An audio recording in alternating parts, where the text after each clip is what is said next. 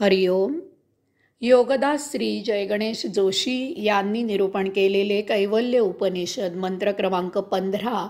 एतस्माज्जायते प्राणो मन सर्वेंद्रियाणि च ख वायुर्ज्योतिराप पृथिवी विश्वस्य धारिणी.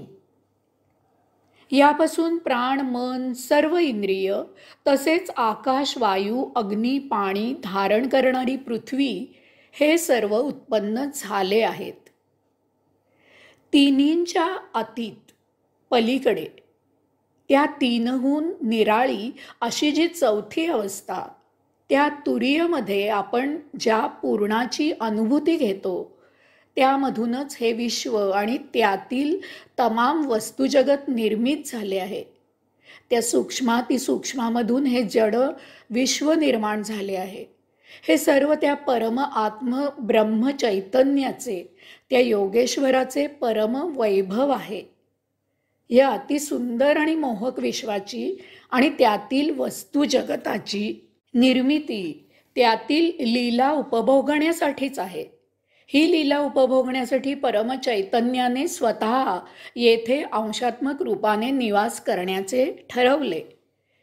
परंतु परमचैतन्य सूक्ष्म आहे, विश्व जड आहे. जडाची लीला अनुभवण्यासाठी जड गोष्टींचीच आवश्यकता होती. त्यासाठी परमात्म्याने जड जीवाची उत्पत्ती केली. जीवाच्या संरक्षणासाठी त्यावर जड देह धारण केला. हे विश्व महाविराट आहे. येथील वस्तुजगत वैचित्र्याने आणि विविधतेने नटलेले आहे. येथे लीला अनुभवणे हे एका जीवाला शक्य नाही. यास्तव जीवात विविधता आणली. एकातून एक असा विकास करत उत्क्रांत होत 84 लक्ष जीवयोनी निर्माण केल्या. नुसता देह लीला अनुभवणार नव्हता. अनुभव घेण्यासाठी अनेक अवयवांची गरज होती. असे अवयव निर्माण करण्याची व्यवस्था करणे क्रमप्राप्त होते. देह जीवित राहावा, तो सुदृढ राहावा, यासाठी पृथ्वीसारख्या ग्रहांवर पंचमहातत्वांची निर्मिती केली. पृथ्वी, आप, तेज, वायू आणि आकाश अशी 5 महातत्वे निर्माण केली. त्यामधून येथे वैचित्र्यपूर्ण आणि विविध वस्तुजगत तयार होत असते. काही काळ ते वस्तुजगत टिकते आणि ते त्या 5 महातत्वातच लय पावते. पुन्हा त्यामधून नवनिर्मिती होते. असे हे कालचक्र आपोआप अव्याहत सुरूच असते. देहामध्ये सृष्टीतील लीलेचे ज्ञान होण्यासाठी पंचज्ञानेंद्रिय निर्माण केली. पंचमहातत्वांमधील गुणानुसार याची उत्पत्ती झाली. पृथ्वीचा गंध हा गुण आहे. आपल्या नाकाला गंधाचे ज्ञान होते. आप म्हणजे पाणी, याचा वाहणे रस हा गुण आहे. आपल्या जिभेला रसस्वादाचे ज्ञान होते. तेज याचा रूप हा गुण आहे.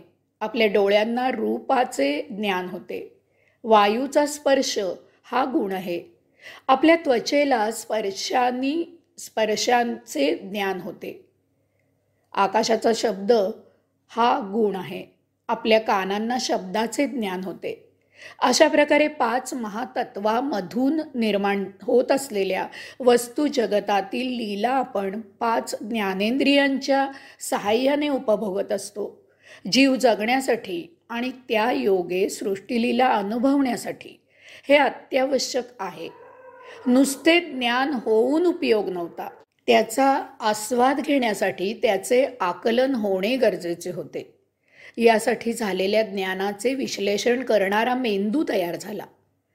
मेंदू बुद्धीच्या गुणामुळे ज्ञानावर विचार करू लागला. झालेले ज्ञान संचित करणारी स्मृती निर्माण झाली. विचारांच्या आविष्कारामधून मन तयार झाले. झालेल्या ज्ञानावर कृती करणारी 5 कर्मेंद्रिये तयार झाली. अशा प्रकारे एकातून एक गरज निर्माण होत एक अवयव त्याच परमचैतन्यामधून निर्मित झाला. हरिओम.